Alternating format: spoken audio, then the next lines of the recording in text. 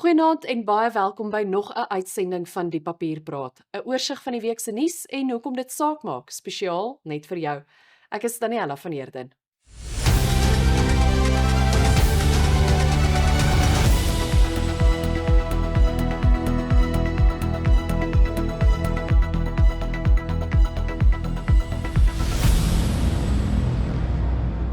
Vanaand se belangrikste nuus.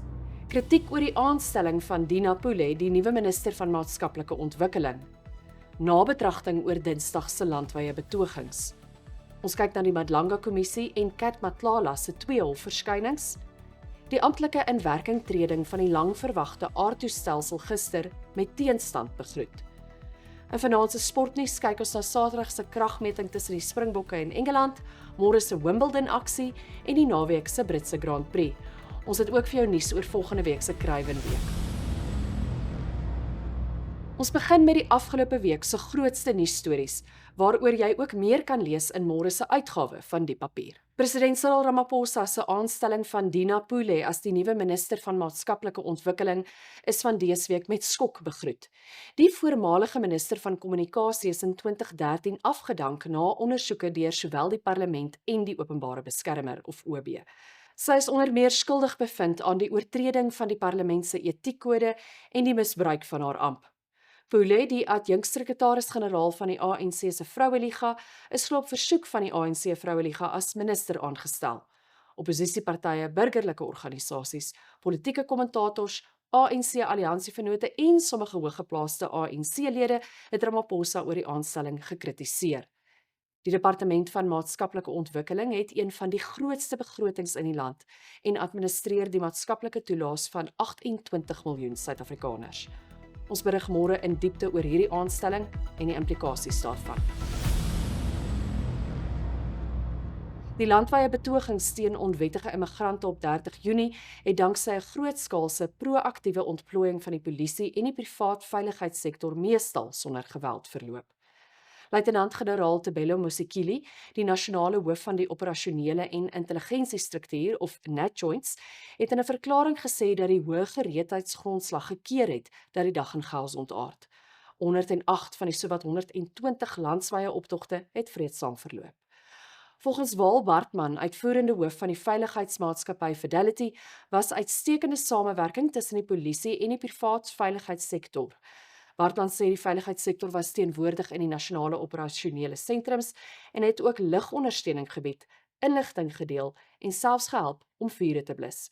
Hoewel daar enkele gevalle van intimidasie, plundering en geweld was, meen Bartman die meeste optogte is goed bestuur. Hy hoop ook dat die samewerking tussen die polisie en die privaat veiligheidssektor voortgesit sal word. Wel, ek dink ons moet die momentum behou en nie net wag vir jy weet, vir 'n insident of iets wat gebeur nie. Ek dink die beplanning en die fondasie is nou gelê en om te bou en kommunikasie en inligting te deel tussen mekaar en nie net wanneer daar nou weer 'n optog is, almal by mekaar wil kom en beplan nie. En natuurlik ook, ek dink wat ons sal reël is om net 'n vergadering te hê om te kyk hoe verloop, wat kan ons beter doen en wat is ons planne vir die toekoms en hoe gaan ons enige ander verdere optredes of probleme of die situasies hanteer. Die Madlanga Kommissie bly in die nuus. Van dese week se groot opskudding is die beweerde sluipmoordaanval op generaal Feroz Khan, slegs 3 dae voordat hy voor die Madlanga Kommissie sou getuig oor sy bande met Mohammed Sayed. Sayed is die mede-stigter van die tabakmaatskappy Carmelinks. Sy naam en duisende WhatsApp-boodskappe vorm die kern van die massiewe korrupsie-ondersoek teen Khan. Volgens Khan se regspan is hy in 'n kritieke maar stabiele toestand in 'n Johannesburgse hospitaal. Intussen het die afdanking van brigadier Rachel Macheng, wat die tenderprosesse omseil het, ook vir hoofnuus gesorg. Macheng, wat ook in 'n romantiese verhouding was met Vusi Kat Matlala, het vroeër vir die kommissie getuig. Sy is na interne polisieondersoek skuldig bevind op verskeie aanklagte wat omkopery en geldwasery insluit. Behalwe vir Macheng se afdanking, het die KwaZulu-Natal se valkehoof, generaal-majoor Lesetja Senyona, ook op 30 Junie skielik bedank nadat getuienis vir die Madlanga Kommissie hom verbind het met die diefstal van R200 miljoen se dwelms uit die Port Shepstone kantore van die Valke. Moenie ons joernalis Kylie Joubert se samevatting van dese week se getuienis in môre se uitgawe misloop nie. Vusi Kat Matlala was van dese week ook vir ander redes in die nuus. Matlala, sy vrou Tsakani en 3 mede-beskuldigdes het van dese week weer in die Hooggeregshof in Johannesburg verskyn. Dit op 25 aanklagte, insluitend 11 klagte van poging tot moord. Dit hou verband met mislukte huurmoorde op Matlala se voormalige vriendin Tebogo Tobayane, die sakeman Josie Banyoni en die musiekvervaardiger Sinki Mokobung. Die saak is uitgestel tot 20 Julie.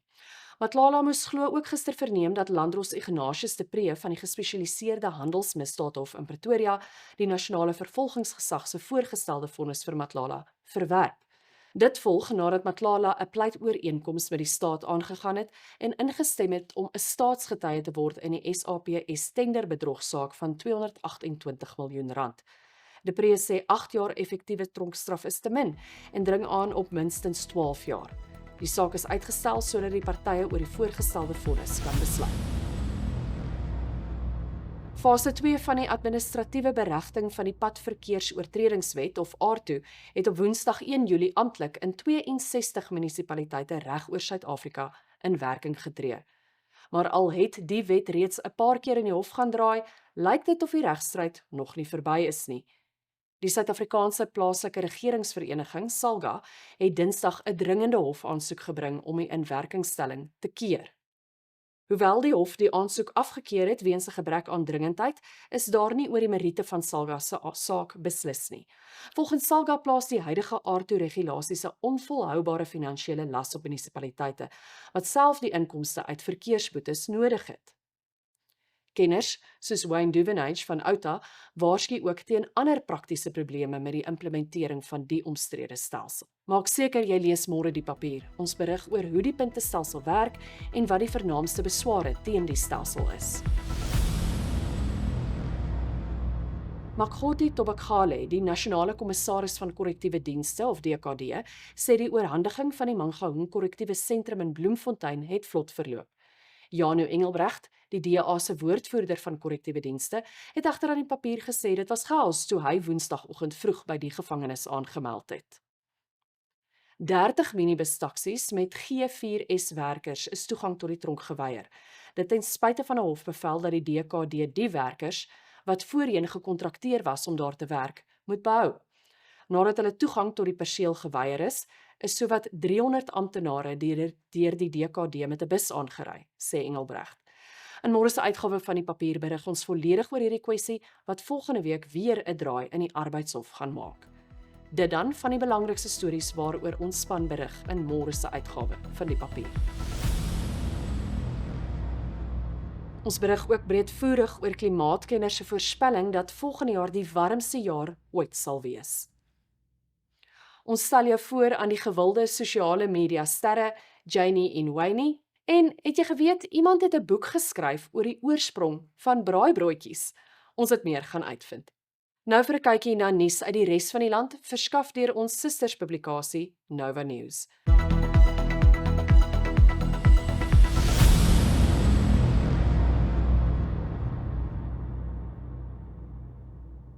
Baviaanskloof bly gesluit. Die Baviaanskloof Natuurreservaat, 'n wêrelderfenisgebied en een van die Oos-Kaap se belangrikste toerismebestemmings, sal na verwagting tot einde Desember gesluit bly. Dit volg na oorstromings wat talle paaie beskadig en gemeenskappe afgesny het. Die DA eis nou dringende toesig oor die Baviaanskloof-streek. Dr. Wiekie Knoetse, 'n lid van die provinsiale wetgewer, het gesê die sluiting plaas een van die Oos-Kaap se belangrikste natuurgebaseerde toerismebestemmings buite bereik tydens 'n kritieke tydperk vir die plaaslike toerisme-ekonomie. Knoetse het aan Nonkobela Pieters, ALR vir ekonomiese ontwikkeling, omgewingsake en toerisme geskryf om 'n gesamentlike toesig-inspeksie deur haar departement te versoek. Die inspeksie sal die toestand van die paaie, die uitwerking van die sluiting op toerismeondernemings en die stappe wat nodig is om die reservaat veilig te heropen, ondersoek. Altesaam 31 konyne is by die Durbanville begrafplaas gered tydens 'n reddings- en hervestigingsprojek wat met die hulp van die Durbanville gemeenskap en in samewerking met Hop Haven uitgevoer is.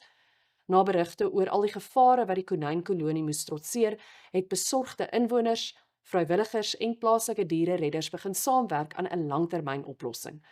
Organiseerders het die Durbanville gemeenskap bedank vir hulle finansiële ondersteuning en hulp. Caitlin Labeskagni, die stigter en eienaar van Hop Haven, sê die fondse wat ingesamel is, het gehelp om noodsaaklike koste soos sterilisasie, vervoer, kos, tydelike pleegsorg en hervestiging te dek. Die konyne is op plase hervestig. Die Springbokke staar 'n krisis in die gesig met traag kaartjieverkope vir Saterdag se openingstoetswedstryd teen Engeland op Ellis Park in Johannesburg. SA Rugby het die swak verkope grootliks toegeskryf aan brandstofkoste. Dit is nie die enigste faktor nie. Die Doringfontein voorstad rondom die stadion het toenemend berig geword weens stedelike verval en misdaad. Voor hoëprofiel wedstryde het die Johannesburgse Metroraad en private vennote voorheen tydelike verfraaiings- en sekuriteitsmaatreëls ingestel. Hierdie ingrypings het egter nie daarin geslaag om die indruk te verander dat Ellis Park en sy omgewing in verval is nie. Goeie nuus is dat kaartjiepryse laat vanmiddag verlaag is indien jy nou wil koop. Kaartjies wat vir R950 beskikbaar was, kos nou R650. 'n Indrukwekkende groep van 186 begeesterde, babbelende swemmers het die Aldam by Allemanskraal se troebelwater op Saterdag 27 Junie aangedurf. Die water se temperatuur was 'n geraamde 9°C en dit was die 31ste jaar van die ysbeer swemgeleentheid in die Goudveld omgewing. Hierdie Saterdag vind nog 'n ysbeer swemgeleentheid by Doringbos buite Bloemfontein plaas. Die volgende geleentheid, waar sneeu altydens die swemmery beleef is, vind op 11 Julie by Roggekloof buite Sutherland plaas. Nog geleenthede vind later van dese maand plaas by Victoria Bay, Santos en Grootbrak. Die ysbeer swemgeleenthede is 'n jaarlikse geldinsamelingsgeleentheid vir verskeie liefdadigheidsorganisasies. As jy graag op hoogte wil bly van daaglikse nuus van reg oor die land, volg gerus ons aanlyn susterspublikasie Nova News. Nou vir 'n kykie na die groot sportnuus vir hierdie week en die naweek wat voorlê. Hier is Jana Swart.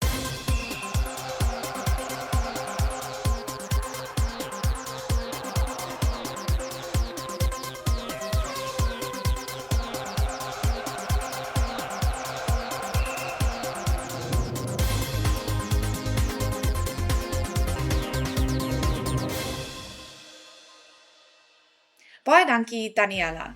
Daar wag 'n propvol opwindende naweek op sportliefhebbers. Ons begin met rugby. Die Springbokke speel Saterdag op Ellis Park teen Engeland in die eerste ronde van die Nasies Kampioenskap.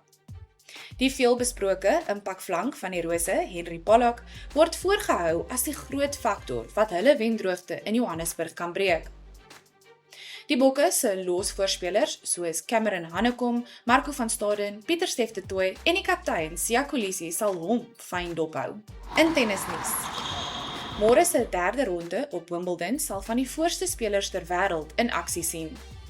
Jannik Sinner, Felix Auger-Aliassime, Novak Djokovic en Daniil Medvedev is van die topgekeerde mans in aksie. Onder die vrouespelers wat ook môre op die grasbane in aksie sal wees, is Aryna Sabalenka, Coco Gauff, Naomi Osaka en Barbara Krejcikova. Die groot opskudding van dese week was die oorwinning van die omgekeerde Krejcikova oor die Franse ope kampioen van Rusland, Mira Andreeva. In cricketnuus. Die Protea vroue cricketspan speel vanaand op The Oval in die tweede halfeindstryd van die T20 Wêreldbeker teen die gasheerland Engeland. Australië het Dinsdag reeds hul plek in Sondag se eindstryd op Lords bespreek en hoop vir 'n rekord 7de wêreldtitel. Die Aussies en Engeland is die enigste twee onoorwonne spanne in vanjaar se toernooi. 'n Kykie na die naweek se motorsport. Die naweek se Britse Grand Prix beloof om die seisoen se nuwe status quo te toets. Mercedes met herwonne vuur, Red Bull met tegniese selfvertroue en Ferrari wat desperaat is om weer sy balans te vind. McLaren wat steeds kleitrap sien weekliks hoe die kampioenskap stadig van hom wegglip. En met 'n loyale Britse skare op die paviljoene, die naweek is die aandag verdeel tussen hul blouoogseuns Lewis Hamilton, George Russell en Lando Norris. Dis weer tyd vir die jaarlikse Durban July perdewedren. Met die onttrekking van 8 van Suid-Afrika se beste renperde vir Saterdag se Hollywood Bets Durban July perdewedren op die Greyville renbaan in Durban, het die spogwedren in 'n nagmerrie ontaard. Vir slawedders styer steeds nadat die gunsteling Star Major weens koors ook Dinsdag aan die wedren onttrek is. Sy afrigter James Crawford sê Star Major is onttrek in belang van wedders. Die ander onttrekkings wat almal wenkandidate was, sluit verlede jaar se wenner Terrell Prince in. See It Again, 8 on 18, Atticus Finch, Fire Attack, Happy Verse en Okavango is ook almal onttrek. Met Star Major uit die wedren is Wishlist en Note to Self die gesamentlike gunsteling teen 5-1. Ons sluit af met nuus oor die Kruiwenweek. Die 61ste Kruiwenweek begin maandag in die baai op die velde van Grey High School. Die streeptruie het al laaste 18 Kruiwenweek-wedstryde gewen en hou die rekord vir die meeste agtereenvolgende seges sedert die ontstaan van die toernooi in 1964. Die Unie is ook die afgelope 6 toernooie as nie amptelike kampioen gekroon. Die WP kom op die eerste dag te staan teen die gasheer Oostelike Provinsie en die Bulls kop vanjaar weer die toernooi af teen sy buurman, die Goue Leeu's. Dit was dan 'n paar hoogtepunte uit die sportwêreld. Maak seker jy lees môre se uitgawe van Die Papier vir 'n meer in-diepte ontleding van hierdie naweek se sportnuus. Terug na jou, Daniella. En dit was Jana Swart, ons sportverslaggewer. As jy meer wil weet oor alles wat in die sportwêreld gebeur, maak seker jy lees môre se uitgawe van Die Papier. Van weggooi hond tot wêreldberoemde hond. Dis die verhaal van Tsunami, 'n skaaphond wat minstens 13 mense se lewens gered het na die verwoestende aardbewing in Venezuela. Wat hierdie verhaal ekstra spesiaal maak, is dat dit sy laaste missie as reddingshond is voor 'n welverdiende pensioen. Die hond met sy een blou en een swart oog was brandmaar en mishandel toe hy in 2018 in Caracas gered is. Jorge Beens, die stigter van die K-Sarecid reddingsorganisasie, het gesien hy het al die instinkte om 'n reddingshond te word. Beens, wat steeds sy hanteerder is, het saam met Tsunami aan verskeie reddingspogings in Venezuela, Turkye en Sirië deelgeneem. Die twee het gehelp om minstens 300 mense te red na modderstortings en aardbewings. Party is 'n paar dae na die rampe lewendig gevind danksy Tsunami. 'n Storie wat net weer bewys dat honde 'n mens se beste vriend is. En dis dan vanaand se uitsending van Die Papier Praat. As jy gehou het van wat jy sien, onthou om in te teken op Die Papier Praat om seker te maak jy loop nie ons volgende uitsending mis nie. Môre, soos elke Vrydag, is daar weer 'n splinternuwe uitgawe van Die Papier op winkelrakke landwyd. Maak seker jy kry joune. Baie dankie vir die saamkuier. Ons groet tot volgende donderdag aand om 7 uur.